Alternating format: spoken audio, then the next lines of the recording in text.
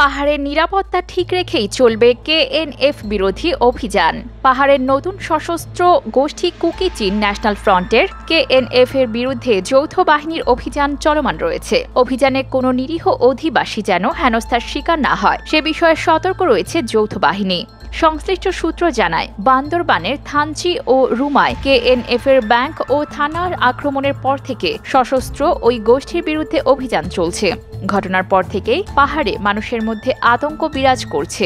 অভিযানে যাতে কোনো সাধারণ মানুষের ক্ষতির শিকার না হন সেদিকেও খেয়াল রাখা হচ্ছে। এরই মধ্যে ২৪০টি ক্যাম্পে পুলিশ মোতায়েনের প্রস্তাব দিয়েছে স্বরাষ্ট্র মন্ত্রণালয়, যেখানে পুলিশের বদলে আর্মড পুলিশ ব্যাটালিয়ন মোতায়েন করার সিদ্ধান্ত হয়। এদিকে কেএনএফ এর শক্তি ও সমর্থন খুব একটা আছে বলে মনে করেন না দেশের সামরিক বিশ্লেষকরা। সশস্ত্র সংগঠনটি শুধুমাত্র তাদের নিজস্ব স্বার্থ হাসিলে কাজ করছে এবং তাদের কর্মকাণ্ডে পাহাড়ি সাধারণ জনগোষ্ঠীর অংশগ্রহণ নেই বললেই চলে। বরং তারা উল্টো পাহাড়ি সাধারণ মানুষের উপর ছিনতাই, চাঁদাবাজি, ডাকাতি ও অপহরণের পর মুক্তিপণ আদায়ের মতো অপরাধ সংগঠিত করে যাচ্ছে। নিরাপত্তা বিশ্লেষক ব্রিগেডিয়ার জেনারেল অবসরপ্রাপ্ত মোহাম্মদ বায়েজিদ সারোয়ার এ প্রসঙ্গে বলেন, পূর্বাঞ্চলের দুর্গম উঁচু পাহাড়ে অভিযান পরিচালনা একটি বড় চ্যালেঞ্জ। সীমান্তের ওপার থেকে সশস্ত্র গোষ্ঠীটি সমর্থন পাচ্ছে, যে কারণে গোয়েন্দা কার্যক্রম কঠিন হয়ে পড়েছে।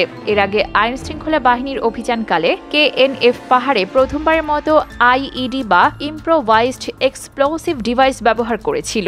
এসব বিষয় বিবেচনায় রেখে অভিযানে অংশগ্রহণকারী বাহিনীর মধ্যে সঠিক সমন্বয় প্রয়োজন বলে মন্তব্য করেন জনাব সারোয়ার। তিনি আরও বলেন, মনে রাখতে হবে এই অভিযানের লক্ষ্যবস্তু শুধুমাত্র কেএনএফ এর সশস্ত্র সন্ত্রাসীরা। পাহাড়ের সাধারণ জনগণের সামান্য ক্ষতিও কোনোভাবে গ্রহণযোগ্য হবে না।